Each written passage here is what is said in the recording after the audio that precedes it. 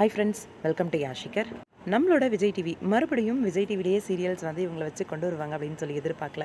ஏன்னா வெள்ளித்திரை அந்த மாதிரி ரொம்ப பிஸி ஆயிடுவாங்களோ அப்படின்னு எதிர்பார்த்தேன். ஆனால் மறுபடியும் சின்ன திரைக்கு வந்திருக்காங்க. ரொம்ப சந்தோஷமாகவும் இருக்குது ஒரு பக்கம். இன்னொரு பக்கம் எதிர்பார்க்காத ஒரு சர்ப்ரைஸாகவும் இருக்குது.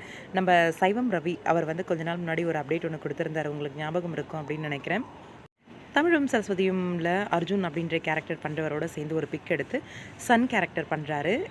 புதுசாக விஜய் டிவியில் ஒரு சீரியல் வரப்போகுது அப்படின்ட்டு. அந்த சீரியலோட பூஜை வந்து இன்னைக்கு போட்டிருக்காங்க. அந்த சீரியலோட பூஜை வந்து போட்டாங்க இல்லையா, அப்போ எடுத்த ஒரு பிக் வந்து ஷேர் பண்ணியிருந்தாங்க. இதில் நம்ம கொஞ்சம் கூட எதிர்பார்க்காத பிரபலங்கள்லாம் வந்து கமிட் ஆகியிருக்காங்க. உண்மையிலேயே ஷாக்கிங் சர்ப்ரைஸ் அப்படின்னு தான் சொல்லணும்.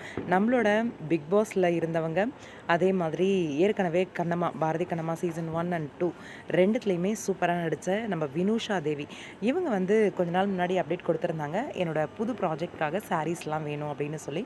அதோட அப்டேட்டையுமே நம்ம புது ப்ராஜெக்ட் சீரியல் ஏதோ கமிட் ஆயிருக்காங்க அப்படின்னு தான் கெஸ் பண்ணியிருந்தோம்.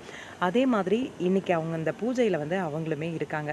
அவங்க மட்டும்தான் இருக்காங்க லேடிஸில், மற்றவங்க எல்லாருமே ஜென்ஸாக தான் இருக்காங்க. நம்மளோட சித்தார்த், அதாவது ஈரமான ரோஜாவை சீசன் 2ல் ஒன் ஆஃப் த லீடாக வந்து பண்ணியிருந்தார்.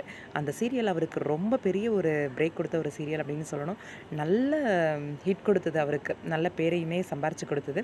அதுதான் காரணம் அப்படின்னு நினைக்கிறேன். அடுத்த சீரியலும் அதே விஜய் டிவிலேயே வந்து அவர் கமிட் ஆகிறதுக்கு. பாக்ஸ் ஆஃபீஸ் வந்து புதுசாக ஒரு சீரியல் வந்து பண்ண போகிறாங்க அப்படின்னு சொல்லியிருந்தேன் இல்லையா. நம்மளோட பாக்ஸ் ஆஃபீஸ் ஒரு ரியாலிட்டி ஷோ பண்ணியிருந்தாங்க, ஹீரோயின் செலெக்ஷன். அந்த ரியாலிட்டி ஷோவில் வின் பண்ணவங்க தான் வந்து அடுத்த பாக்ஸ் ஆஃபீஸ் சீரியலில் ஹீரோயின் அப்படின்ற மாதிரி கேள்விப்பட்டேன். ஆனால் வினுஷா வந்து கமிட் ஆகியிருக்காங்க. அதுதான் கொஞ்சம் சர்ப்ரைஸாகவும் இருந்துச்சு. இந்த சீரியலோட டைட்டில் வந்து பனிவிழும் மலர்வனம் அப்படின்னு சொல்லி வச்சுருக்காங்க.